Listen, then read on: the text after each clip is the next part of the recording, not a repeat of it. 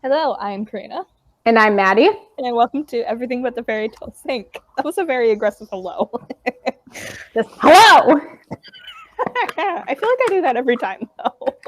I don't know. Anyways, this week we're diving into some Norse mythology with the various legends surrounding Loki, who is... I'm excited because we don't cover myths nearly as much as we should. This is going to be kind of confusing, so please ask clarifying questions because you know it about as well as I do.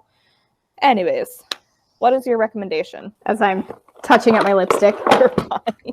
My recommendation goes perfectly along with this episode. I recommend the Thor movies and I guess Avengers, the first one, because he's in that one. They're good movies. Hey. I've also been having a Marvel movie marathon. Say that 5 times fast. A Marvel movie marathon lately. And so I'm on, obviously I'll probably be done by the time this episode comes out, but I am on Civil War right now. Not bad. My recommendation of the day is Odin's Eye Cosmetics for my makeup wearers. They are based in Sweden, but they do have free shipping to the US, which is very nice. And their whole theme is like just Norse mythology and really bright, pretty colors. I've been wearing them for the past couple episodes for my eyeshadow, and I'm just a big fan. Nice. Right. Also, before we get into the episode, so Karina and I had this big grand plan, right? Because the Loki show is coming out. And our plan, because we release on Fridays and the Loki show is coming out Friday, June 11th. We're like, oh, wouldn't it be so cool to release the Loki episode the same day as the show comes out and be like, happy Loki premiere day. And then Disney Plus had to go and decide that not only is it coming out early, but on Wednesdays. So instead of coming out the same day as the Loki episode, this now comes out 2 days after. I apologize for the person who I will be after I watch the show. Everything's fine. I am not irritated by that at all. Okay, so now getting into it. When I say Loki, I know what Madison's mind instantly goes to. Tom Hiddleston looking handsome while doing questionable actions. Am I wrong? That's what most people think, because others might think of his other many pop culture appearances, though. Loki is quite possibly the most confusing figure I've ever researched for the show.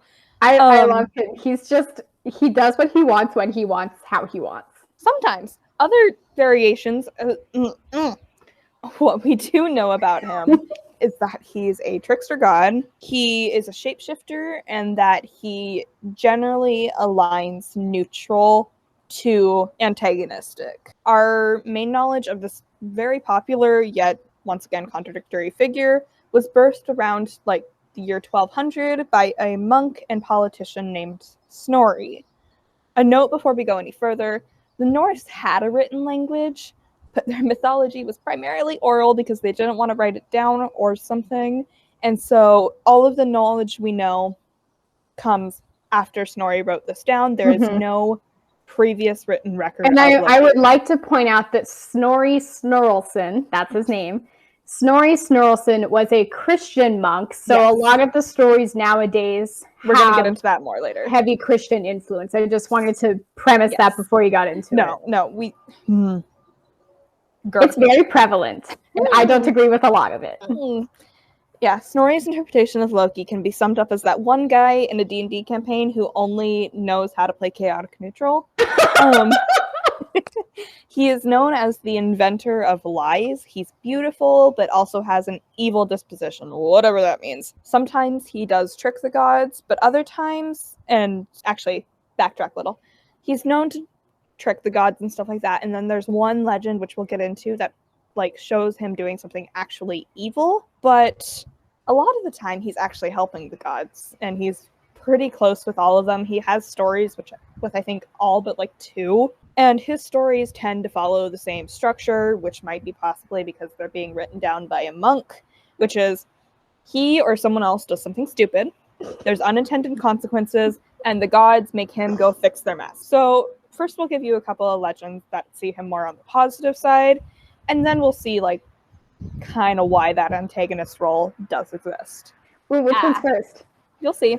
So this first legend is long ago, when the gods were actually first building Asgard. So you just realized what this one is, didn't you? I might know what this one is. Okay. So to build the defensive wall around Asgard, oh yeah, I know this one. They needed to get a builder, and they went to the rumored best in the land. He agreed on the condition that they would pay him with the sun, the moon, and with the goddess Freya.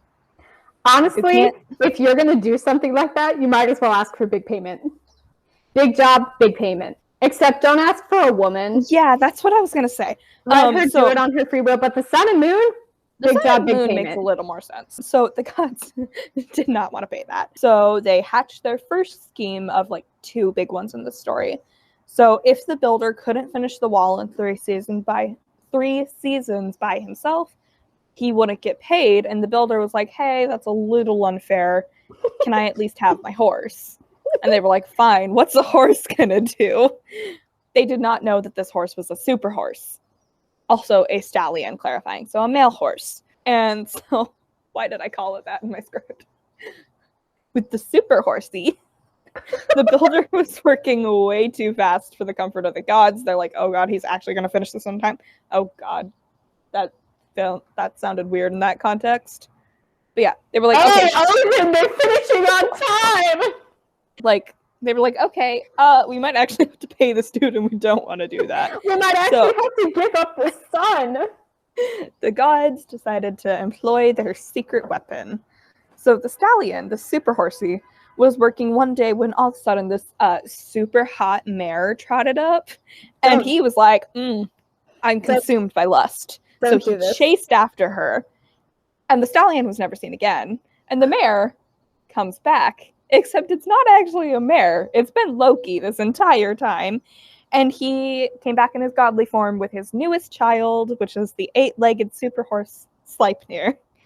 And Sleipnir would grow up to be Odin's steed.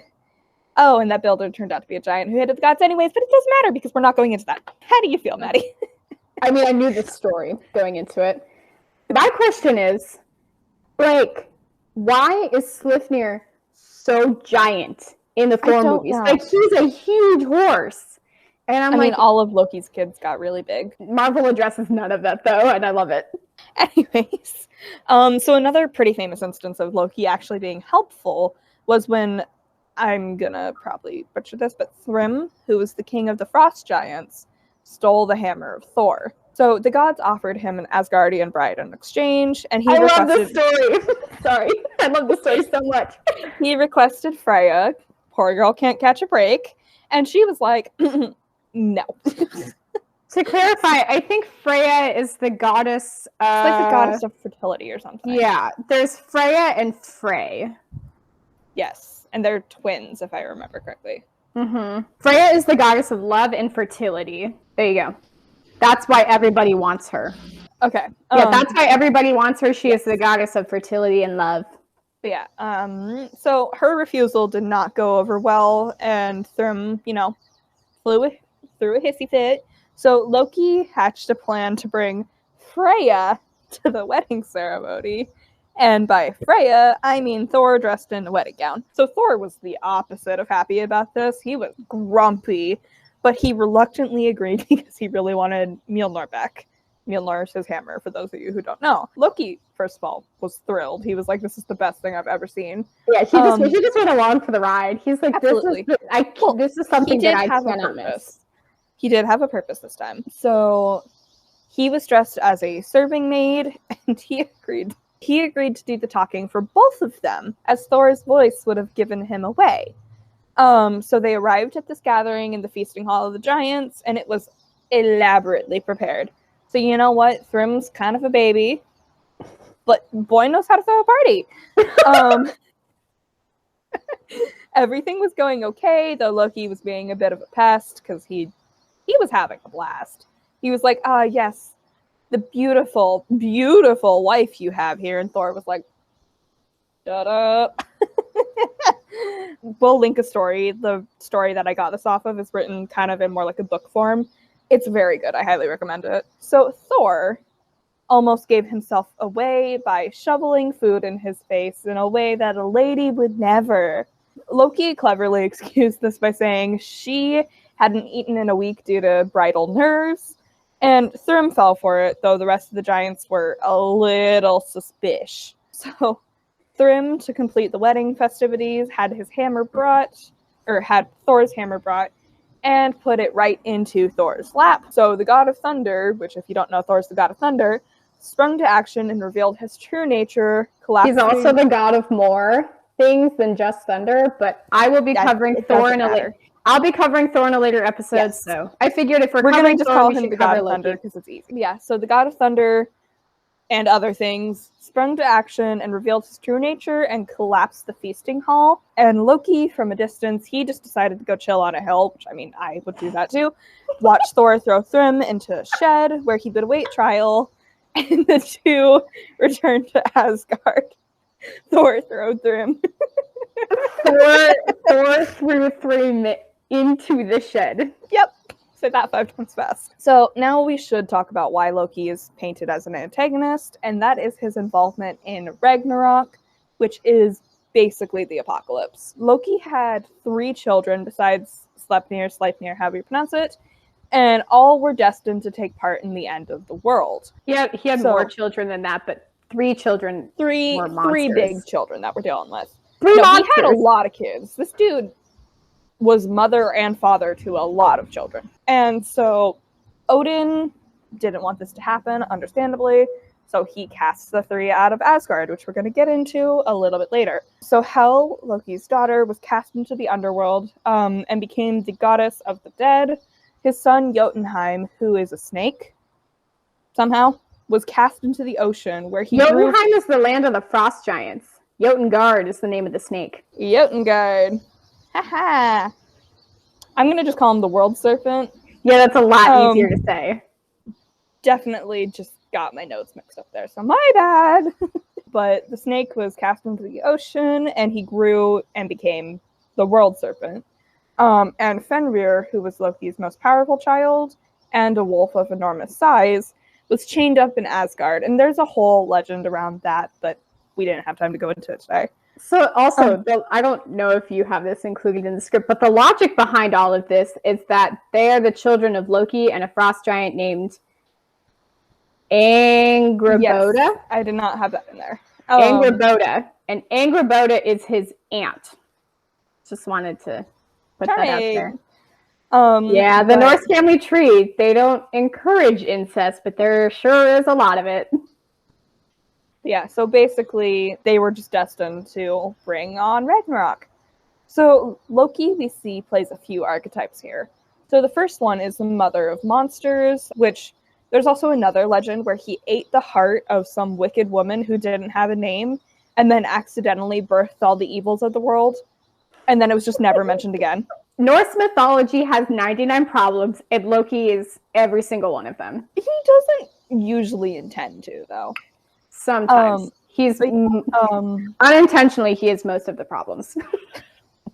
But basically the mother of monsters archetype, we see it with the main example I can think of is Pandora. Even though she didn't birth it, she opened the box.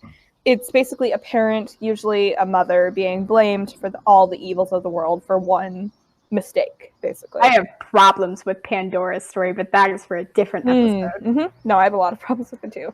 Alternatively, Loki could actually also play into the prophecy archetype, which we see with, it's not a great example, but we see it with Oedipus, but then also we see it with like Perseus and, not Hercules.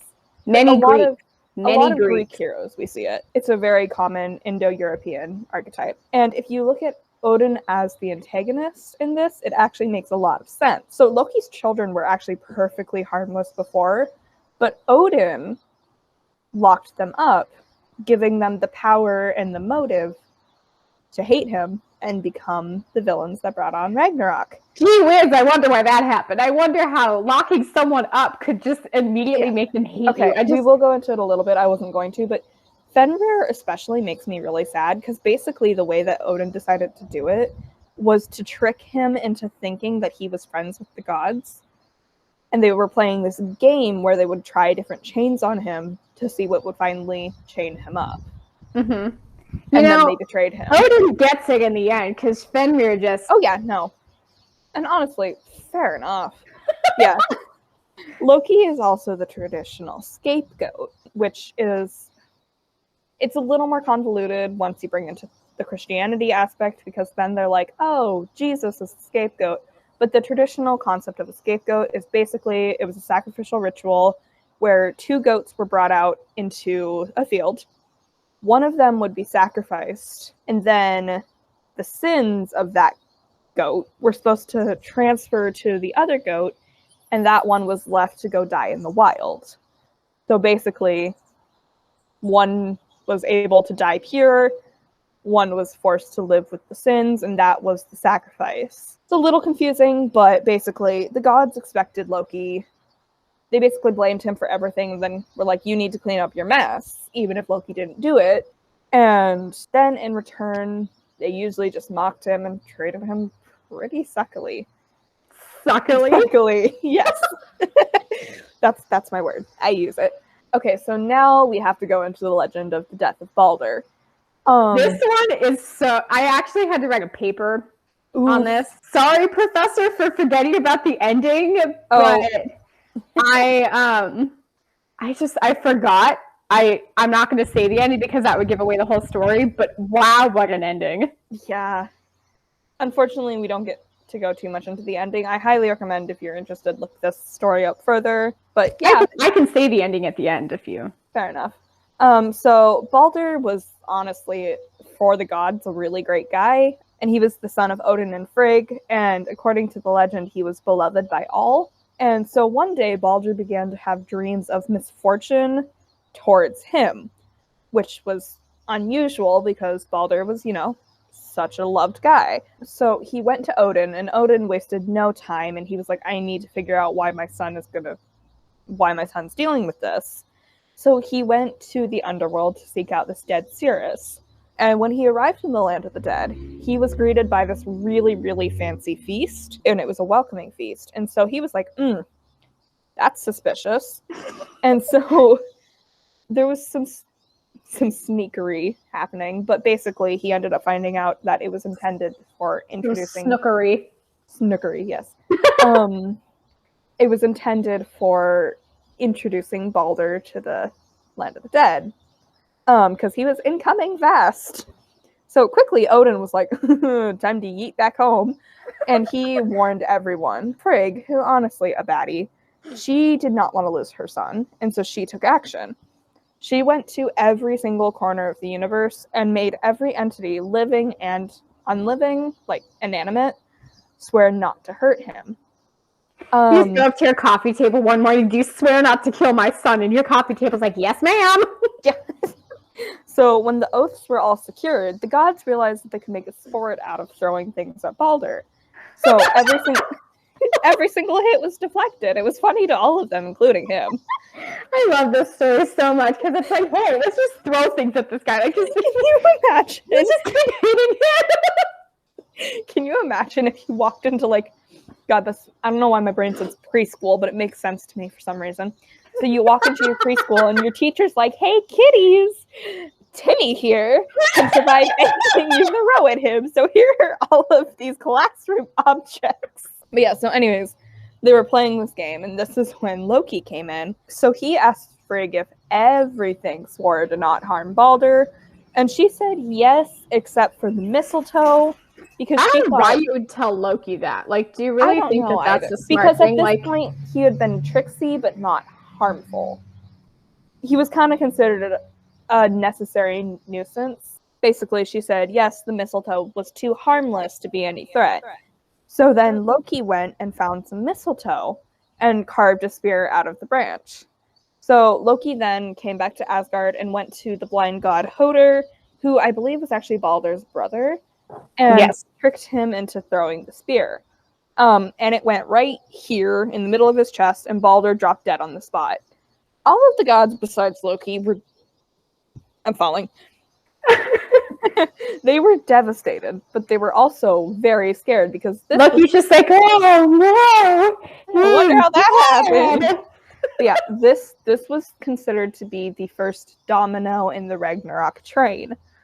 So Frigg was the one to take action again, because apparently Odin can't do anything. The man ripped his own eye up to get more knowledge. What do you think? We'll get into Odin in a bit. So she asked for a volunteer to take Hel, or to go to Hel and ask for him to be brought back. So a son of Odin named Hermod, who took Sleipnir at Odin's request, so I guess Odin's a little bit involved, he went to the underworld to do so. So meanwhile, creatures from all across the Nine Realms came to Baldur's funeral. The tragedy was so great that his wife, Nanna, died from grief, and the two of them were placed on the funeral pyre together. And I read somewhere that the funeral pyre was like huge because so many people wanted to put gifts on the funeral pyre. And so Hermod, the son of Odin that went down to the underworld, struck a deal with Hel that if everyone in the realms wept for Baldur, he would be released. Everyone did indeed weep, except for one giantess named Tok, who just so happened to be Loki in disguise. And sadly, wow, what a shocker! Sadly, Baldur was forced to remain in the land of the dead, and he is only destined to return after Ragnarok is completed. Loki got found out, and he fled into hiding, where he apparently made the fishing net before he was captured. His punishment was to be chained in a cave, and a snake hung above him, dripping venom onto him, and he waits there for Ragnarok to come, so his destiny and armies against Asgard can save him. Yes, another aspect of that, the part that I forgot in my essay, was that he was chained to the rock with one of his son's intestines. Yeah, I do remember that. And his wife. Yeah, his wife is there. It's not Signy, but it's spelled similar. Sigyn? Anyway, she is holding, it's not Signy. She's holding a bowl and that catches the snake venom, and when she spills the bowl, it spills onto Loki's face. He gets upset, and that's the Norse cause of earthquakes. Yeah, really charming. For you. So now this sounds bad, I will say, for Loki. Except maybe Ragnarok isn't as cut and dry as we think it is. Especially, Ragnarok is confusing. Yeah, first of all, we have to consider Snorri's lens, as this story comes from him. Reminder, he was a Christian monk. He was also an Icelandic politician, and he wanted to create a shared cultural identity for the Icelandic people and the Norwegian people without letting the pagan gods be worshipped. So basically, a little bit more of his motivation was he really wanted these two kingdoms to be united. So he was trying to convince the Icelandic king that if they had a shared identity, they would be great together. He got assassinated a couple years later, so totally worked really well. Yeah, I mean. Yeah. So Ragnarok, if you look at it like the Christian apocalypse instead of like the end of the world as we know it, is suddenly considered a rebirth, not a total destruction. The gods, Snorri very purposely painted as crooked and never taking responsibility because he didn't want them to be worshipable. And getting rid of them in exchange for this new, brave Christian world worked as a perfect way to wrap things up. And Loki's role in the death of Baldur is then made questionable at best. A lot of scholars actually think that Odin might have framed him, as the method of Baldur's death is pretty similar to the traditional, like, sacrificial way that people would be sacrificed to Odin. Plus, also, Odin needed a scapegoat, and Loki was liked, but not really, so he worked as a perfect scapegoat. He was just kind of on the outs the entire time. Mm-hmm. So it wasn't until much later, like I think the 1800s, that Loki began being compared to Satan, as that wasn't even Snorri's intent. Like, he was just like, no, he's a necessary nuisance to kick off Ragnarok, this cleansing of the world. So many Christian translations then started making Loki a Satan figure, as it was an easy explanation for his morally gray actions. I have so many problems with that, but I will get into them when you're done. Yes. So in these versions, he's frequently characterized as a serpent. Much of his comedy and heroism is gone, replaced by wicked intentions. His bad actions, which had before been comparable to just a toddler acting out, now are considered moral betrayals of these high-up gods. And while he's the token malevolent deity, the evil thing he did wasn't even necessarily him for all we know. And also the serpent thing really doesn't make sense, considering Loki hates serpents. Anyways, that's the end of the episode. Do you want my problems? Yes. Okay, so my biggest problem with him being compared to the devil is that Satan is inherently bad. Mm-hmm. Like, Satan is bad. Mm-hmm. Loki is morally gray at best. Yeah. And he does things, like you said, in a more mischievous manner rather than a harmful one. So the two just, I don't see how they're compared. Mm-hmm. And also with him killing Baldur, people see it as, Baldur eventually became like a Jesus figure. Mm-hmm. So then they saw it as the resurrection Baldur. Of Christ. And I don't agree with that. Yeah, no, it's also interesting to me that wasn't even the original intention of how Loki was characterized in a Christian sense. Mm-hmm. Loki himself was almost a Jesus figure because he was the one who repeatedly took on the sins of the other gods, which is really weird thinking about because he's really not a good person. But looking at it from a literary sense, I'm just going to put him in the moral gray middle ground. No, I don't personally think he's a Jesus character at all, but Snorri's intentions were to do such, some scholars think. Who knows what Snorri was trying to do, man? Yeah, you know, he was trying to unite the kingdom so he could get more money, which Snorri said, really well. Loki is what brings us together today. But no, Loki, from what we can tell, was more of a necessary nuisance who would do the work that the other gods didn't want to do, rather than... He also just kind of, some of the times, if he was the one that caused the problem, he just talked himself right out of the problem. I love that. Like, one story that I will cover in the Thor episode is how Thor gets his hammer, and Loki was basically like, you can have my head, but you won't have any claim to my neck, so what are you going to do about that? Yeah. Like, I mean, I see your logic there, buddy, but... I don't know a lot about this legend, but there's apparently a legend where, like, it was funny that he's considered to be this master manipulator because he couldn't talk himself out of a literal box. I need to find that story now. I do too. We will, if you can cover it in the Thor episode, we will. If not, we can always do a Loki part 2. I was going to say we could do a part 2, or we could do a mini-sode or something. Yeah, anyways. Something along those lines. That is where we will end off today. Maddie, what's coming next week? I need to look. That's Spotify. While I'm looking, though. Yes.